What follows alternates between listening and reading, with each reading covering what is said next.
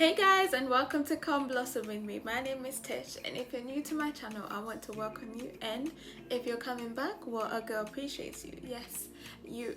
Please like, share, subscribe onto the channel. Leave your comments below. I know this topic will be quite interesting, as you can see from the title. So I will be trying to compare between the UK and Kenya. So let's get to it.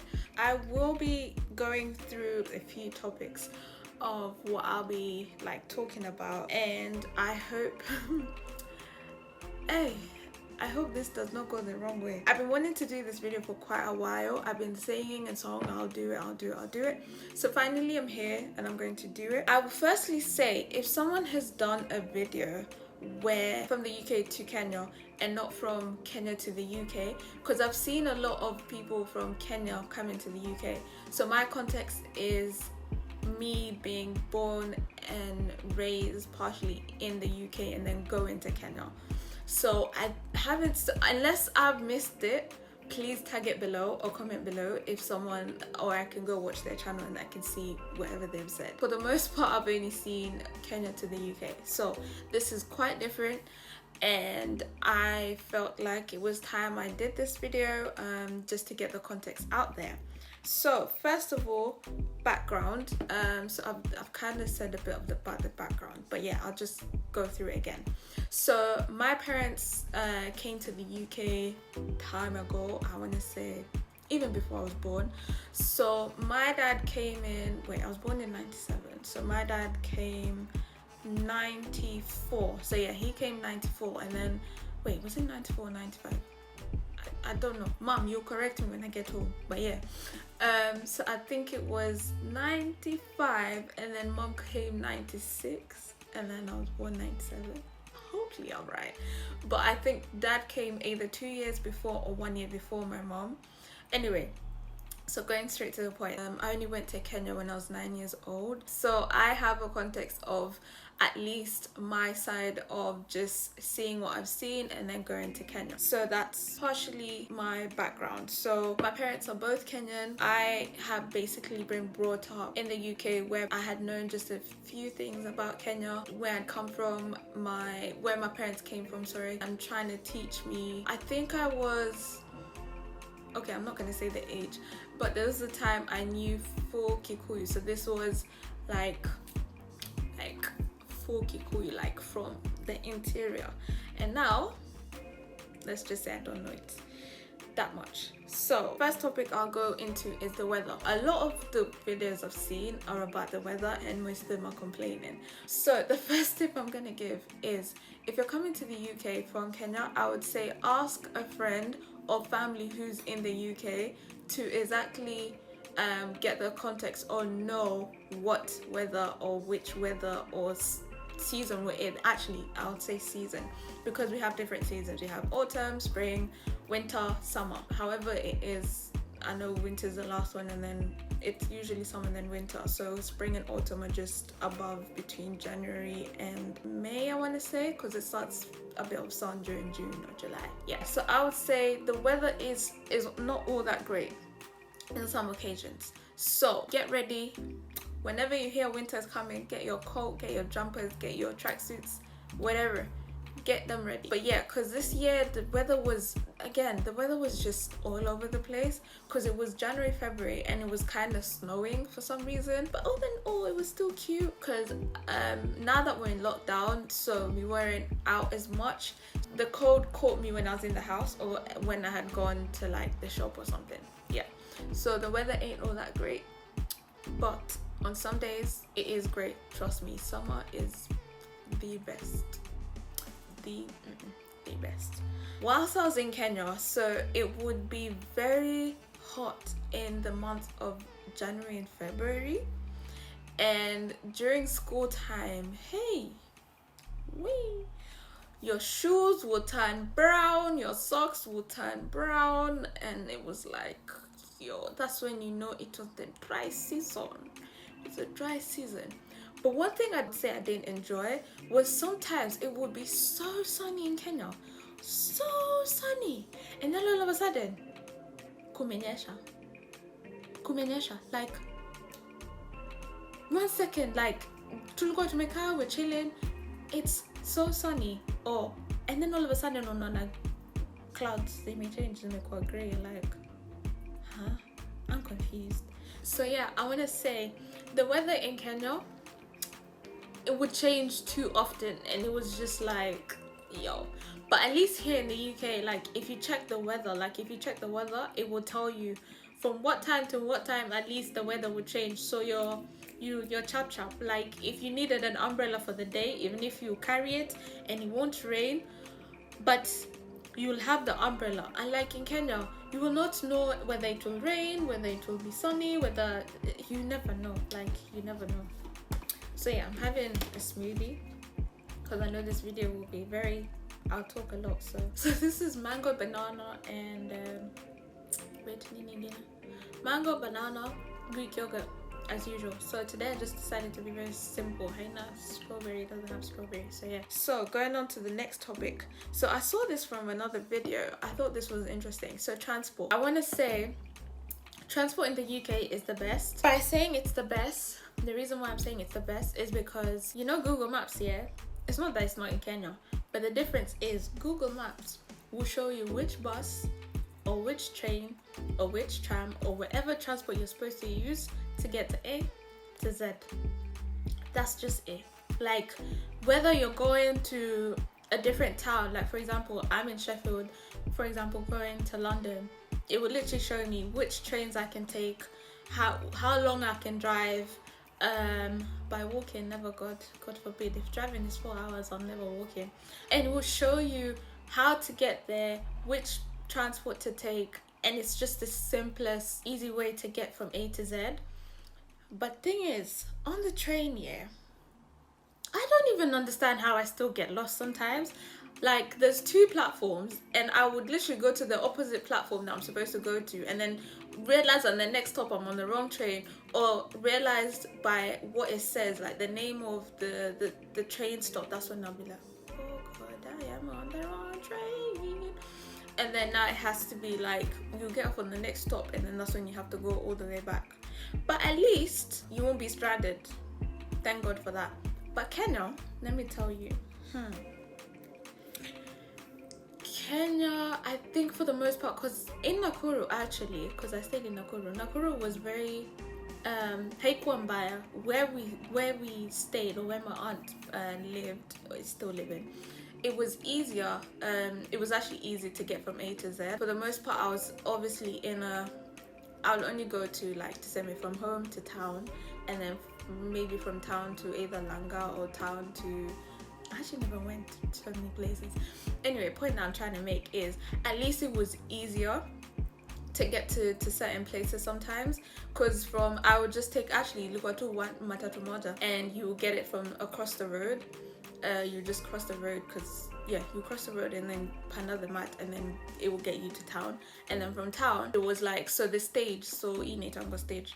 So the stage was different, like different matatus going to like different places, and I think the only matatus I used to get is either from town to home or home to town, or like Langa if I'm going to see like my cousins or family, because they would stay in Langa. It would be like there's certain stages. I think this is where it would confuse me, like lazima uende kwa stage ya Langa ndo uende Langa. So getting from A to Z in Nakuru was very easy. But come Nairobi, Nairobi, let me tell you, here and here, mimi najua tu kufika kutoka Thika Road, because we live in Thika. So from Thika to town, nikifika town, na the worst thing is upande matatu mbaya kutoka Thika kwenda Titao. Hey, to be honest, every time nikipanda matatu lazima like ningeuliza mse wa konda, am I on the right matatu? But obviously lazima, like I used, at least my accent wasn't as bad, because I feel like when your accent is like, now my accent is however it is, but I can always change it. But it's more of, you need to know the accent you're going to use, because I swear if you use a foreign accent, matatu sometimes it will be from kila mtu, everyone else wamelipa 100, utalipa 200, and you're like, Okay, actually that one time actually that did happen. Nili Panda. And look, I hadn't even switched my accent. I think I would presume Nili Koneva. But Msakonda, everyone else was paying 40. Mini Kalipa sijui was 50 or 60. Now I remember the lady beside me, she was like, suwambia konda sisi wengine tumelipa hivi, mbona wewe umelipa hivi? And you know, it's one of them ones I'm like, hata sitasema kitu, cause my heart was, if I get robbed, she won't be there, if that makes sense. So I was like, you know what, I'm not gonna say nothing, I'll just go with the flow. So I'll say transport in Kenya, I find it very difficult. Transport in Kenya is too difficult for me. Education wise, nearly summer Kenya, from primary to partially high school. It wasn't a great experience for myself. Didn't enjoy it one single bit. I think the only time I enjoyed it is high school, when we used to go for funky. If you know, you know. Funkies were, I think, my go-to in terms of just trying to not be in that set mind of education or the life I was going through during that period. So me going for funkies, it was more of a breakthrough. Education wise, I would say it was too hard for me. It was just too much for me, from the beating to the weird punishment. It was just not me. It was just not my portion. And I feel like it's more of, you're forced to cram certain information, and that's not the way to go. Like, it's more of, you're supposed to be nurturing, you're supposed to be teaching kids or children to be a certain way. So that leads me to now education in the UK. So education in the UK, I find it very good in terms of, at least you get to somehow think out of the box, and it's not always exam after exam, because I think what would bring me down is that, like, so many exams, like, you had to cram this, and then you have to cram this. Like, for example, the next day you have three exams, and then all of them are either, like, for example, if it was social studies and CRE, and then it would be like science, and then it would be like, biology. So you're like, what are you supposed to cram first? Are you gonna cram biology? Are you gonna cram social studies? Like, it was just like, okay, I've mixed the two, because social studies was actually primary, and then biology was high school. So I mean, like, if, for example, if biology and math was in the same day, you're like, math, obviously it's more of the calculations and all of that, but then biology was like the body and all of that. So it's more of like, what are you gonna cram? Are you gonna cram the formulas? Are you gonna cram? It was just too much. So at least here, it's, especially now going into uni and stuff, it's made me think independently. It's made me think more out of the box, and not just being forced to cram certain information. I can use certain information to bring out certain information. Like, it's not so claustrophobic, if that makes sense. And yeah, so I think education wise, it's too strict in a way where it doesn't allow you to broaden your thinking. You're just told to think a certain way. So yeah, that's one thing I would say is very different. So the other topic is on food. So food, I would say I do like, for example, mi hupika ugali. I saw one of the videos saying at yes kuna unga, but it doesn't hit like the one in Kenya. I think the reason why is because tuseme umenda like ushago, like kuna mahindi, and then it will be like grain there and there, alafu hiyo ndo mtatumia kwenda kupika ugali. So there's that. It's not processed, like it's more of, it's very fresh, it's very there. And like huku mara imepitishwa processing, or imepitishwa wherever, ama imeimportiwa, so it's probably not the same. So I do cook ugali, I do, like, there's so many other things. Kuna skuma, there's like African shops for that, because obviously they import some of them. Junk food is the most thing. If you wanna grow certain way, you can come. There's a lot of food. There's a lot of food that you can digest into. But I would say the diversity of food is very, like, I love the diversity of food. You can eat Chinese, you can eat Ethiopian, you can like there's so many different types of food you can eat. You can eat Indian, you can like there's a lot of varieties and different restaurants that you can get like different food. There's Turkish, there's like there's a lot. So I think that's one thing I love about the UK. The other thing I would say with Kenyan food, at least it's grown, or like kunatoka na shamba, so zinatolewa kwa shamba and then you can eat. So I think that's one thing I actually love about about Kenya, like it's fresh food. So unlike Yokuri, it's more processed and stuff. So at least I can give Kenya that. Next topic is work.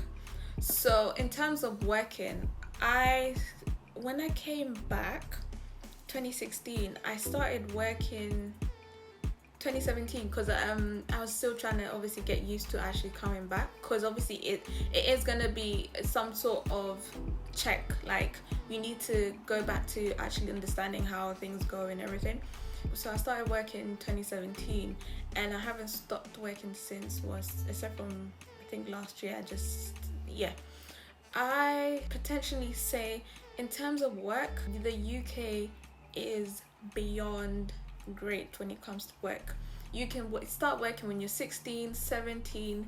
Like you can work anywhere. You can work in retail, you can work in like cafes, you can work in dessert places. Especially I feel like a lot of 17-year-olds and 16 and 17-year-olds really work in a lot of dessert places, which is really good. For the most part, you get to have your own money. Like you don't have to keep on asking like your parents. Like at least if you want to pay for your transport, you can pay because you're working. Like it makes you very much independent, which I like. I can say there's a lot of things I can say I bought for myself and I'm proud of buying for myself, and it just makes you grow your mind more. And they also, like I would say, in terms of work, it also looks into whatever talent you have. If you're good at baking, you can start baking. Like you can even start you can go to a bakery, you can bake from there. There's a lot from your talent. The work point of view for Kenya, I've seen it and it's goes too much towards Kenya. So but I want to say Kenya in terms of work, I know people who have finished their education and they're still looking for work 2 years down the line, 3 years down the line, and you have a degree. I want to say it's hard to get work in Kenya, and I feel for those people. I think there's something obviously that needs to be done in that element, especially for the young people. There's a lot of loss. A degree already costs so much, so for you to now want people to even try as much as they can to put a child into masters, if that's the case, it's still hard because the money needed is not even there. So I think there's a lot of change that needs to be done in that side, in that sector of work, and just actually making young people have places to go instead of their degrees just going to waste. That's about it. The video is quite long, so I don't even know how I'm gonna edit this, but I hope you enjoyed my opinions, my set views. Like, share, subscribe, and see you in the next video.